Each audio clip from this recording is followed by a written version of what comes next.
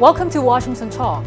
I'm Young-Kyo Kim. Washington didn't wait long before it sent to Seoul the new special representative for North Korea, Sung Kim, who stressed the trilateral cooperation among the U.S., South Korea, and Japan in dealing with Pyongyang. And North Korea flatly rejected the U.S. offer for dialogue, leaving many watchers wonder what their true intentions are. Today we'll discuss these and more. Joining me is Mr. Mark Tokola, Vice President of the Korea Economic Institute of America. Mr. Tokola had served as Deputy Chief of Mission at the U.S. Embassy in Seoul. Jenny Town also joins me today. Ms. Town is Senior Fellow at the Stimson Center and Director of the 38 North, a website providing North Korea analysis. Welcome to the program. Great, thank you. Thank you. Let's start with Special Representative Sung Kim's visit to Seoul. He said the United States is willing to meet with North Korea anywhere, anytime, without preconditions. Ms. Tokola, what does he mean by without preconditions? Well, I think Sung Kim, by using those words, was indicating that the Biden administration wants to pursue a diplomatic path with North Korea. And they're open to do it without creating any obstacles or barriers or tests for North Korea to have to pass in order to resume talks. Now, whether that's enough to convince North Korea to restart diplomacy, I'm not sure. But it does signal to the rest of the world, including China and Russia, that the obstacle to talks starting is not Washington, it's North Korea. So that might apply a little more pressure on North Korea to become more flexible in beginning to renegotiate. Just follow up on that. Mr. Tokola, did you sense any change in Washington's stance from what Sung Kim said about this without preconditions? Well, I think it fits in with what they've been saying earlier. You know, the Biden administration described their new North Korea policy as being one of flexibility and calibration and step-by-step. So I think what they're saying is they're prepared to actually start with North Korea whenever North Korea wants. I think Sung Kim just emphasized that point. Ms. Tao, how did you take what Sung Kim said? You know, they're trying to give the impression that, you know, they're open to diplomacy and they're willing to meet at any time. I don't think they expected the answer that they got from Pyongyang. I think there was a sense that North Korea would want to restart negotiations sooner rather than later, given the difficult domestic conditions it faces now. But that's simply not the case. And that's not what the North Koreans have been saying in recent months either, especially when the administration's talking points so far have only stressed the goal of denuclearization and nothing more, despite reaffirming the Singapore joint statement, which sets a much broader agenda. So while the U.S. has said that it's willing to meet, it hasn't really given a lot of indications of how this time around would be much different or what the North Koreans can expect to get out of this. But saying, Sung Kim saying without preconditions, does that indicate that Washington has softened its stance towards North Korea? I don't think it's softened its stance. It hasn't had preconditions since the Obama administration, to be honest. And so I think there's a lot of talking points here where, you know, there's just no indication, though, of really that we're negotiating. It's really much more gives off the impression that they want to talk and they want to talk about process and principles. And that was one of the complaints from the North Koreans before, is that they get to these meetings, they talk about process and principles, and they never really get to the heart of the matter, and they never come home with anything tangible to justify the actions that they've taken. And the U.S. side clearly indicated it is looking forward to the positive response from Pyongyang. However, the immediate responses from Kim Yo-jong and Lee Sung-gun, the top diplomat, were not at all positive. Shall we take them at face value? Well, I think both Kim Yo-jong and Lee Sung-gun's statements were meant to emphasize that while Kim Jong-un in his recent plenary session speech, he indicated that the door to diplomacy is still open. It doesn't mean that the North Koreans are going to run through it. Their responses didn't necessarily close the door either, but really conveyed the idea that there's no rush to get back into talks, especially without a better expectation of what talks would actually accomplish. And so after the last diplomatic push, which amounted to very little in terms of tangible benefits for North Korea, the North Koreans seem to be very reluctant to come back. They want a much more results-driven, results-oriented dialogue going forward. Mr. Tokola, how did you take North Korea's response? Why are they responding like this? I didn't see it as being that negative myself. When they talked about either confrontation or cooperation, I took it to mean they don't want to negotiate today. But I didn't see them closing the door on negotiations at all. I think they're saying that they're not prepared to talk right now. I think by North Korean rhetoric standards, their statements have been very mild about the U.S. recently. Could you give me some examples about why you seeing the North Korea's response being mild? Well, for example, they did not hold their traditional June 25th anti-American imperialism day events. So them not doing that, I think, was a signal that they're not trying to be harsh toward the United States right now. That's one example. Right. North Korea said, Kim Yo-jong and Lee Sung-won said, it is not willing to come out to talks. And you said it seems like they're talking about not willing to come out to talks at this moment. Then what should U.S. can do more about this? I think we shouldn't waste time. I think that even if North Korea is not prepared to talk immediately, there's a lot that can be done behind the scenes between Washington and Seoul with other countries to prepare negotiating positions that might lead to constructive dialogue when it begins. So talking about things beyond denuclearization, talking about bringing in other countries perhaps to help North Korea, talking about the agenda and the timing and the carrots. What might the U.S. offer in terms of sanctions relief? Which sanctions could be offered first, on what terms? There's a lot of preparation that could be done usefully. In order to bring North Korea to the talks, do you think U.S. might lift some of the sanctions first? I can't see the sanctions being lifted first because there's no special reason to.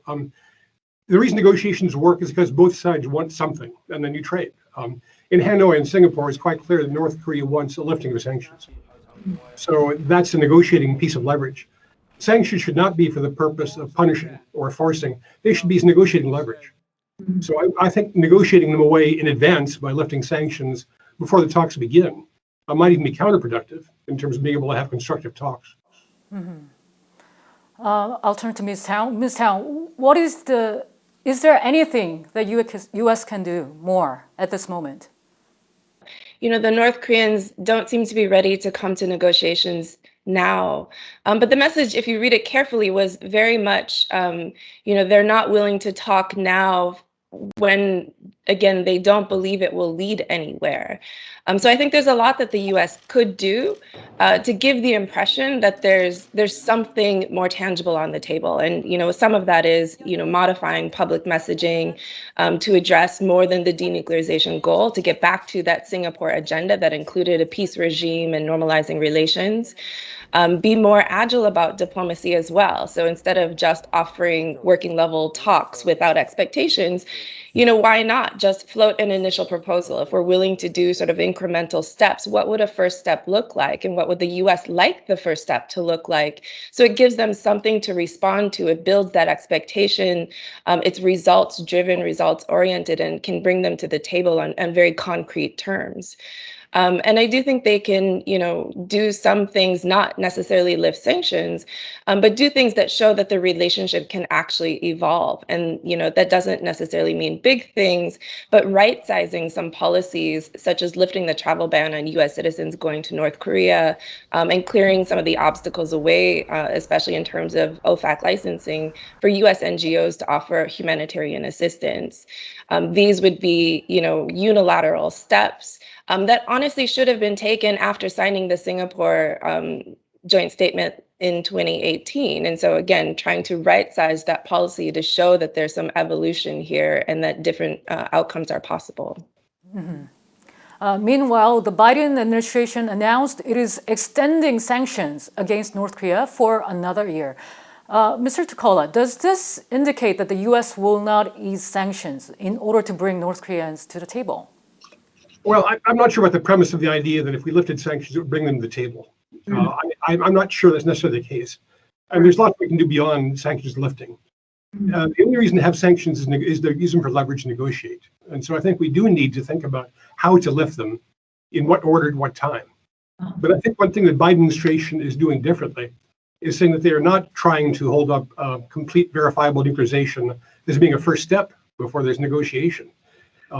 President Biden, in his joint press conference with Moon Jae-in, I thought interestingly, said that our ultimate goal is denuclearization, which to me sounds like he's thinking of it as being at the end of the road rather than the beginning. The gradual, step-by-step, calibrated means the Biden people, I think, are prepared to talk to North Korea about step-by-step measures. Also, what South Korea has advocated. Ms. Tao, how did you read this, the U.S. government maintaining sanctions while calling for dialogues with North Korea? Yeah, there doesn't seem to be much appetite or any appetite really to do any unilateral moves ahead of negotiations. And I think there is an expectation from North Korea that the US should do something unilaterally, much like what North Korea did back in 2018 ahead of the Singapore summit. The problem with renewing this status is, in terms of how the North Koreans will perceive this, is the North Koreans have not been testing. They have not had the aggressive behavior that they did when this was first established. And so they'll look at it as an unreciprocal action. So something that the US is taken that just proves the hostile policy. So I think there's a lot to be said about the administration having some talking points that talk about a more calibrated, practical approach and having better expectations about pacing, more realistic expectations about pacing of negotiations themselves. But unfortunately, I think all the talking points and all the optics really point to a pretty standard U.S. approach to North Korea that's very similar to past administrations of, sanctions and pressure and sanctions and pressure. And during Sung Kim's visit to Seoul, the South Korean government said the U.S. and South Korea agreed to consider the conclusion of the working group forum. North Korea has been decrying it as a hurdle to inter-Korean relations. However, the State Department said it is most certainly not ending, rather far from it. Ms. Tao, why the difference here? Well, I don't think the working group came at a time when US and South Korea were not talking to each other enough. Where South Korea was way far out in advance, and the US was usually like reading about it in the news and trying to catch up. And so I think, the establishment of the working group originally was to try and bring some of that coordination back together. And unfortunately, it got the optic of South Korea asking permission from the US for moves on North Korea. And that, I think, is really how the North Koreans perceived it. I think that's a lot how a lot of South Koreans perceived it as well. And so when South Korea wasn't able to move forward on certain things, it really gave this impression that the US was holding them back. So I think, it's not necessarily a bad thing for the mechanism as it was to disband if there is real cooperation, going forward, which we have seen at very different levels and very heightened levels than what we've seen during the past administration. The question now, though, is without that mechanism, how long would this cooperation last, especially if there isn't movement on the US DPRK front that would create avenues for inter-Korean cooperation to move forward? Mm-hmm. Mr. Tokola, did the working group actually block the talks with North Korea, as they claim? I don't think so. I think the essential point is that Washington and Seoul communicate every day. And one of the things they talk about most is cooperation with North Korea. So you don't need a working group to have that conversation going on. It went on before the working group, it went on after the working group. I think the reason that they announced the working group, as Jenny said, was to reassure the publics that there was cooperation going on, which was happening behind the scenes. But it backfired in terms of, I think, giving the impression that the U.S. was vetoing some South Korean gestures. I think so. It didn't achieve its purpose. But the idea that you don't need a working group to talk, and I think we will talk, and that cooperation will go forward. North Korea will light on any excuse to obstruct progress when they decide they are not going to have progress. So I don't think North Korea's complaints about the working group are any more valid than their complaints about tabletop exercises. It's just an excuse. Mm-hmm. And South Korean President Moon Jae-in, he had an interview with Time, and he reaffirmed his commitment to improving relations with North Korea. He said Kim Jong-un was honest, enthusiastic, and determined. Ms. Tao, what did you make of what he said during the interview? Well, I think it's obvious that President Moon is fully invested in reviving inter-Korean relations and remains optimistic against growing odds. I'm sure the conversations and interactions he had with Kim Jong-un at that time were positive, but it was a very different time, and it was when things still seemed possible. But the problem is they never panned out. And I think the more important question here is not what does Moon think of Kim, but what does Kim think of Moon? And does he think of him in that same light? And my sense is the answer would be no. Moon was overly positive and overly enthusiastic and committed to an agenda that required international cooperation to accomplish, but was never able to broker that cooperation. So if you're Kim, this creates a huge credibility gap for Moon that until he can deliver, Kim is not likely to want to deal with him, regardless of what he might think of him personally. Mr. Tokola, will President Moon have one more shot as a mediator between the U.S. and North Korea? I'm not fond of that word mediator or mediation.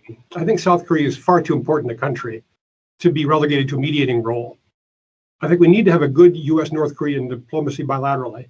And there needs to be good inter-Korean dialogue too. They're both important. And Washington and Seoul need to coordinate on their approach toward North Korea to make sure it's most effective. But I would not relegate South Korea to a mediating role. They're too big for that. I think he's doing what he can do, which is to keep the door open. I appreciate President Moon's instincts to try to engage North Korea. That's absolutely correct. The question of how North Korea responds. I agree with Jenny that it's much more up to Pyongyang what to do with President Moon's initiatives than anything else South Korea can do. I think the problem now is that North Korea is too absorbed in its domestic economic crisis to engage in diplomacy. I think they're not just able to do it at this point because the government's not infinitely large in Pyongyang. I think they're very domestically focused. So we may have to wait until they get past this very bad period to be able to resume diplomacy. I think there's a credibility gap right now for Moon Jae-in in his dealings with North Korea. I think he overpromised what he could deliver. I think he was overconfident in both his ability to sway Pyongyang and Washington.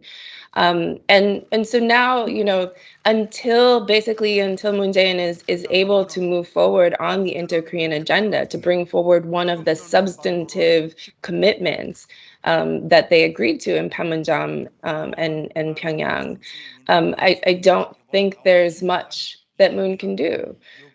Certainly, there's a role for him to play in terms of keeping pressure on Washington to make sure that North Korea doesn't drop in priority, and that it stays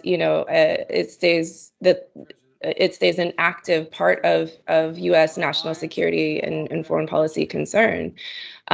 But beyond that, there's very little, and there's very little space.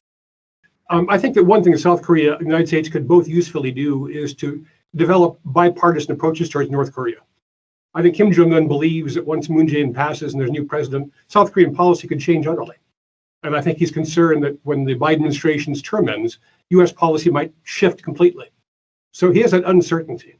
If both South Korea and the United States could have a bipartisan consensus of some sort on North Korean diplomacy, it might reassure Kim Jong-un that he's going to be able to negotiate a sustainable agreement. On the occasion of the 71st anniversary of the Korean War, the United States commemorates who answered the call to defend South Korea. And at the same time, there is a move to name a New York street after American college student Otto Warmbier, who died soon after being released from imprisonment in North Korea. It's been 4 years since his death, but it still serves as a reminder to the Americans of the human rights situation in North Korea. Mr. Tokola and Ms. Town, thank you so much for your time today. Great, thank you. Thank you. And that does it for this week's Washington Talk from Voice of America. Please join us again next week for more analysis.